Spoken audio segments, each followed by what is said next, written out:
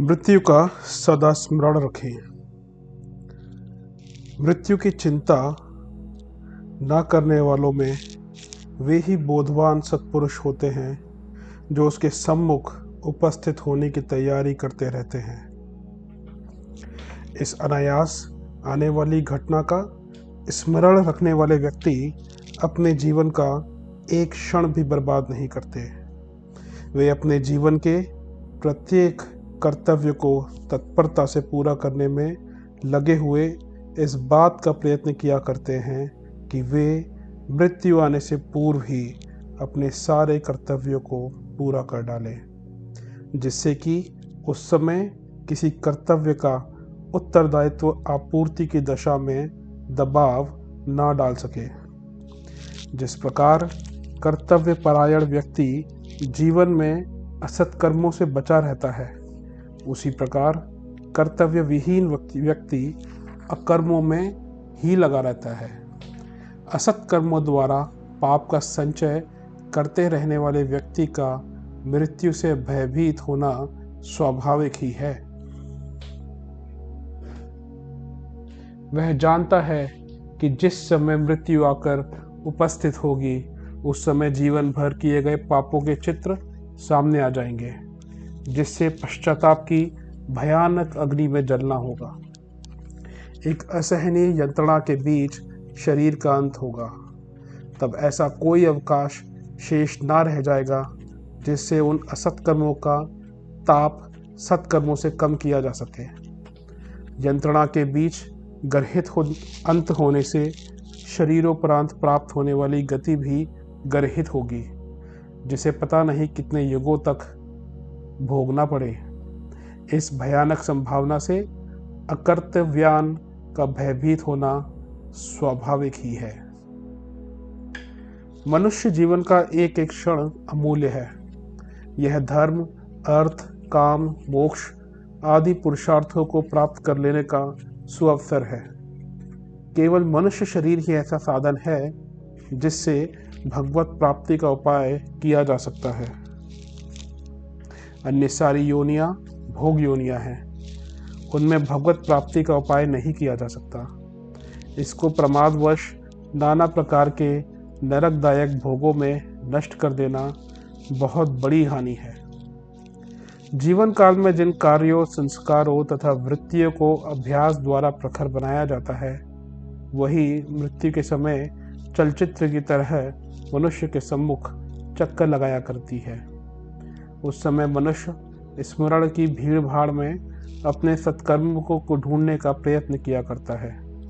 यदि उसने सुकृत किए रहे होते हैं तो वे उसके स्मृति पटल पर आकर मित्र की तरह सहारा दिया करते हैं, जिससे अनंत पथ के यात्री को बड़ी सांत्वना मिलती है और वह सुख शांति पूर्वक शरीर त्याग कर सदाचार के अनुसार सुंदर लोक की प्राप्ति करता है। इसके विपरीत जीवन के खाते में जिसने सत्कर्मों का संचय किया ही नहीं, बड़े चाव से असत कर्मों में ही लगा रहा है, खोजने पर उस असहाय काल में उसे कोई सहारा किस प्रकार मिल सकता है। उसे अपने चारों ओर अपने असत कर्म ही प्रेत पिशाचों की तरह विकराल रूप धरकर नाचते और अट्टहास करते हुए दिखाई देंगे। उसे ऐसा लगेगा मानो उसके असत कर्म उस समय व्यंग्य करते हुए कह रहे हैं, रे मूर्ख मनुष्य, तूने हमको सुखदाई समझकर जो जीवन भर पाला है, अपनी उस मूर्खता का परिणाम देख ले और युग युगांतरों के लिए जाकर नरक की यातना भोग।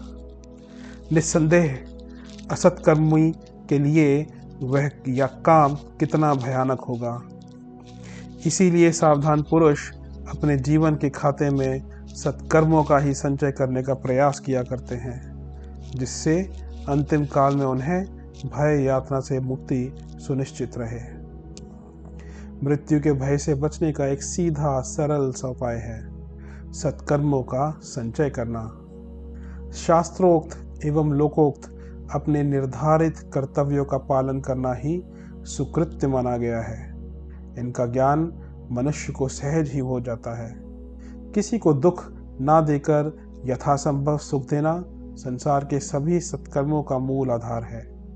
इसका अभ्यास करते रहने से जीवन के खाते में सत्कर्मों की पूंजी इकट्ठी होती रहती है, जो उस कठिन काल में एक विशाल संबल बनकर मनुष्य का निस्तार किया करती है।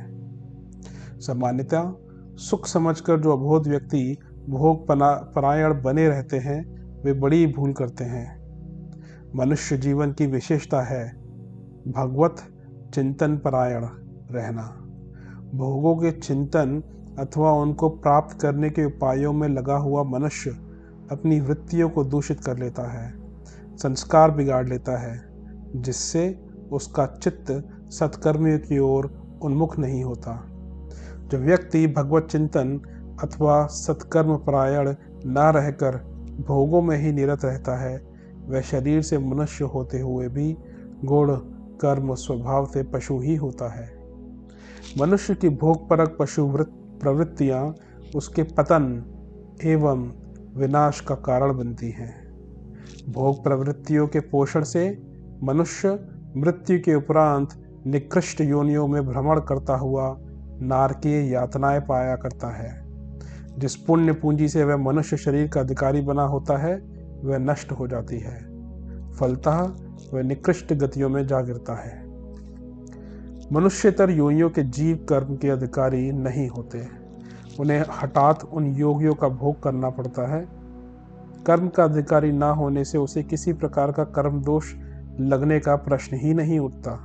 अस्तु वह स्वभावतः एक योनि से दूसरी योनि के उस अंतिम अवसर में आ पाता है, जिसमें वह कर्मों का अधिकारी होकर अपनी मुक्ति का प्रयास कर सकता है। इसी सुविधा के कारण वह वन्य पशु पक्षियों की तरह कर्म फल से मुक्त नहीं होता। अब यह मनुष्य के अपने हाथ की बात है कि वह सुकर्मों द्वारा अपनी मुक्ति का प्रयत्न करे अथवा कुकर्मों में पड़कर पुनः 84 लाख के चक्कर में लौट जाए। इस प्रकार मानवेतर योनियों का भ्रमण जीव की प्रगति का सूचक है, जिसकी पराकाष्ठा मानव योनि की प्राप्ति है।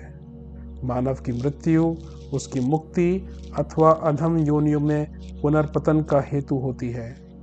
अतः मनुष्य योनि में आकर जीव या तो अपने सत्कर्मों द्वारा भगवान को प्राप्त कर मुक्त हो सकेगा अथवा असत्कर्मों द्वारा गिरकर फिर अधोगति में चला जाएगा। इस प्रकार मनुष्येतर प्राणियों की मृत्यु साधारण प्रगति मात्र होती है और मनुष्य की मृत्यु या तो उसके चरमोत्थान का हेतु बनेगी अथवा परम पतन की। मृत्यु से डरना एक लज्जाजनक कायरता है। इस कायरता का समावेश उन्हीं में है जो इस दुर्लभ मानव जीवन का सदुपयोग नहीं करते। इस अकर्तव्य कर्मों तथा भोग लिप्सा में नष्ट किया करते हैं। जो बोधवान व्यक्ति मानव जीवन की दुर्लभता तथा उसके मूल महत्व को समझते हुए सत्कर्मों में उसका सदुपयोग किया करते हैं, उन्हें मृत्यु का स्मरण आनंददायक होता है। उन्हें अपने सत्कर्मों के बल पर यह विश्वास रहा करता है कि जिस पुण्य पूंजी को उन्होंने संचित किया है, वह भवसागर की उतराई के लिए पर्याप्त है। अपने पुण्यों के बल पर वे इस भव सिंधु को पार कर अपने अंतिम लक्ष्य परमात्मा की प्राप्ति कर लेंगे। यदि इस पुण्य पूंजी में कुछ कमी रह गई है तो पुराना वस्त्र छोड़कर नए वस्त्र धारण करेंगे और आज से अधिक उन्नत एवं परिष्कृत अपने अगले जीवन के अवसर पर वे और अधिक साधना करके अपने लक्ष्य को अवश्य पालेंगे। इस प्रकार पुण्यात्मा पुरुष को मृत्यु की कल्पना से भय तो क्या, एक आनंद पुलक की ही प्राप्ति होती है। मृत्यु अवश्यंभावी है। सत्कर्मों का सहारा लेकर ही इसके त्रास से बचा जा सकता है। यह क्षणभंगुर जीवन प्रतिपल मृत्यु के प्रभाव में बहता चला जा रहा है। मनुष्य जिस क्षण जन्म लेता है उसी क्षण से मृत्यु की ओर बढ़ने लगता है। जीवन की बढ़ोतरी तथा आयु की वृद्धि मृत्यु की निकटता ही तो है। पता नहीं किस समय यह अवश्यंभावी अंतिम घड़ी आ जाए, इसलिए मनुष्य को प्रतिक्षण सावधान रहकर अपने जीवन का प्रत्येक क्षण सत्कर्मों में ही लगाते रहना चाहिए। प्रथम तो मृत्यु का भय एक अनुचित त्रास है। तब भी यदि उसका भय सताता ही है तो बुद्धिमत्ता पूर्वक उसका लाभ भी उठाया जा सकता है। जैसे अपने अधिकारी से डरने वाला व्यक्ति अपने को अधिक से अधिक अनुशासित, आज्ञापालक तथा कार्यदक्ष बनाने का प्रयत्न किया करता है, उसी प्रकार से भयभीत व्यक्ति यदि चाहे तो भय के कारण भूत दुष्कर्मों को छोड़कर सत्कर्मों में संलग्न हो सकता है। लोग मृत्यु से डरते तो हैं, लेकिन सच पूछा जाए तो वे सच्चाई के साथ उससे नहीं डरते। यदि उनके हृदय में मृत्यु के प्रति सच्चा भय रहे तो निश्चय ही वे पाप कर्मों की ओर से विमुख होकर पुण्य कर्मों की ओर अग्रसर हो उठेंगे।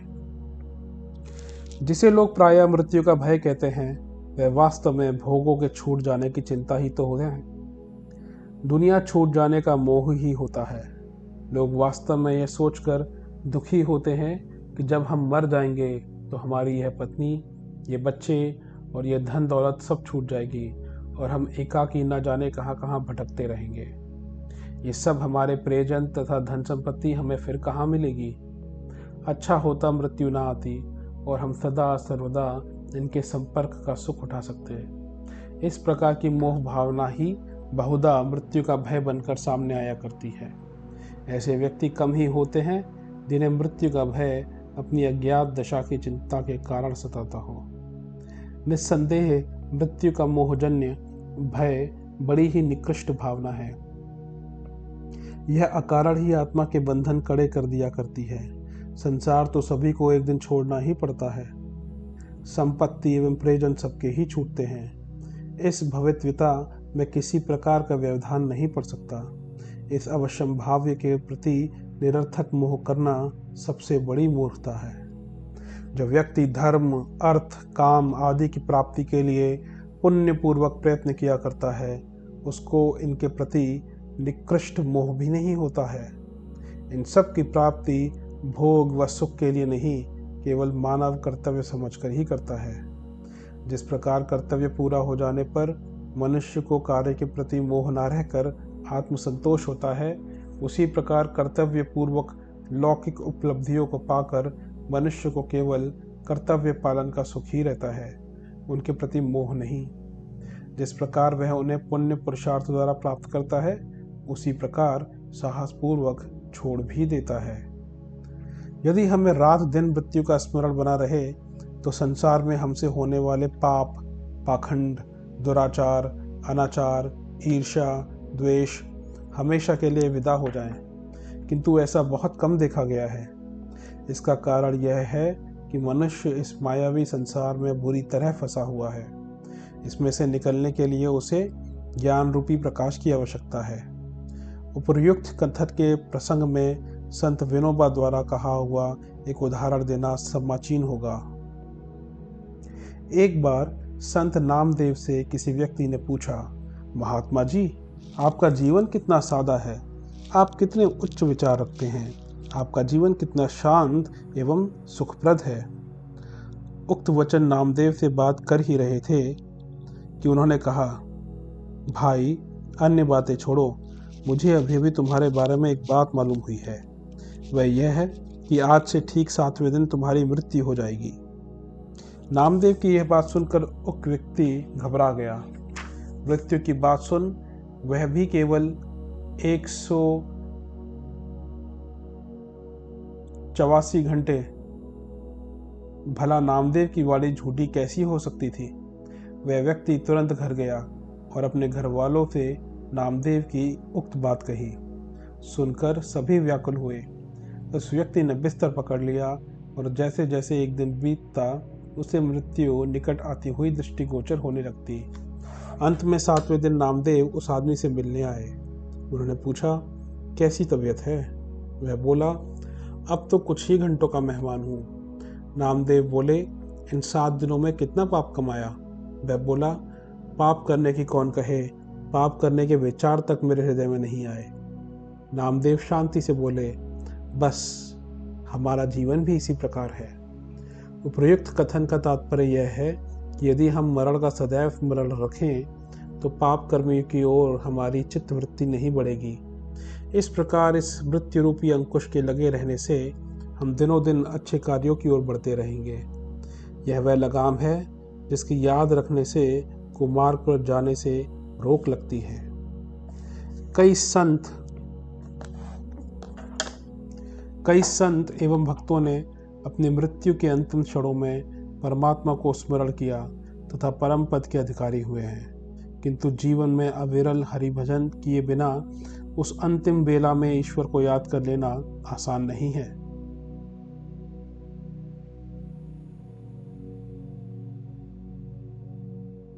कुछ लोगों का मत है, मृत्यु के समय में राम नाम लेने में एवं परमात्मा को स्मरण करने में आपत्ति ही क्या हो सकती है।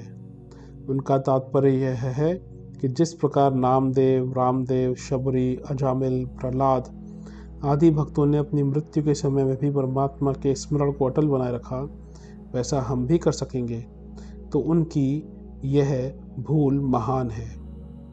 यह एक मनोवैज्ञानिक तथ्य है कि जिस बात को हमने अपने जीवन में अधिक स्मरण किया है, जिस कार्य का जीवन में हर समय अनुभव किया है, वही हमें अंत समय में भी याद रहेगा। यही कारण है कि मनुष्य जब अपने बिस्तर पर पड़ा पड़ा मृत्यु की अंतिम घड़ियां गिनने लगता है, तब उसे अपनी पत्नी की, प्यारे पुत्रों की, माँ बहनों की तथा अपने भाइयों, परिवार वालों एवं ना जाने कितने ही इष्ट मित्रों की स्मृति तो ताज़ा हो जाती है, किंतु विश्व प्रणेता परमेश्वर के नाम के 2 शब्द भी उसकी जुबान पर नहीं आ पाते। अजामिल जैसे भक्तों द्वारा अपनी मृत्यु के अंतिम समय में नारायण नारायण का उच्चारण कर लेने में उनके जन्म जन्मांतरों की भक्ति की अविरल धारा ही प्रभावित होती रहती थी, जो अपने इस जन्म में आकर परमात्मा के मोक्ष रूपी समुद्र में मिल सकी। मृत्यु का सामना करने के लिए तथा अंत समय तक परमात्मा का स्मरण बना रहे, इसके लिए हमें अपने जीवन में प्रारंभ से ही तैयारी करनी होगी। अपने जीवन को आध्यात्मिकता की ओर लगाना होगा। हरि कथा, हरि चर्चा, जप, तप, संध्या, पूजा को जीवन में स्थान देना होगा। अधिक नहीं तो कम से कम प्रतिदिन परमात्मा के नामों का स्मरण करते रहना भी पर्याप्त हो सकेगा, जिससे परमेश्वर की दिव्य मूर्ति हमारे हृदय में बसी रहेगी। हम मृत्यु का मुकाबला कर सकेंगे, उसके भयानक रूप से डरेंगे नहीं। हंसते हंसते परमात्मा का सुमिरन करते हुए इस भौतिक देह को त्याग सकेंगे। भगवान श्री कृष्ण, ईसा, मूसा, सुकरात तथा गांधी आदि महान आत्माओं ने भी मृत्यु का मुकाबला हंसते हंसते आनंद पूर्वक किया था। प्रभु का नाम ही उनका वह अंतिम अस्त्र था जिसके द्वारा उन्होंने मृत्यु का सामना किया। हमें अपने जीवन में प्रारंभ से ही राग, द्वेष आदि बुराइयों को निकाल बाहर करना होगा तथा उसके स्थान पर सदाचार, सद्विचार, परोपकार जैसे सुंदर एवं सुफल पौधों को लगाना होगा। तभी तो परमेश्वर की दिव्य मूर्ति हमारे मानस मंदिर में प्रतिष्ठित हो सकेगी। महात्मा गांधी ने अपनी आखिरी उपवास के समय कहा था, मृत्यु से कोई बच नहीं सकता। वास्तव में मृत्यु तो एक मित्र है जो यातना से मुक्ति दिलाती है, फिर उससे डरना कैसा। ऐसे वीर पुरुष इस धराधाम पर अवतीर्ण हुए हैं जिन्होंने मृत्यु के साथ खिलवाड़ किया है। राजस्थान में वीर योद्धा तब देश और धर्म की रक्षा के लिए अपने को न्यौछावर कर देता था, तो वहाँ मरण महोत्सव मनाया जाता था। राजस्थान के इस मरण त्योहार की कल्पना तो एकदम रोमांच जान पड़ती है। भारतीय आत्मा ने तो मरण त्योहार पर सुंदर कविता भी लिखी है। अंग्रेजी साहित्य के दार्शनिक कवि ब्राउनिंग ने अपनी स्त्री की मृत्यु के बाद एक कविता लिखी थी, जिसमें मृत्यु को संबोधित करते हुए उन्होंने कहा था, हे मृत्यु, जब कभी तू आए मेरे सामने से आना, ताकि मैं तुझसे लोहा ले सकूं, तुम हमारी विभीषिकाओं से खेल सकूं। मेरा जीवन तो संघर्ष का जीवन रहा है, मृत्यु के रूप में एक और संघर्ष और सही।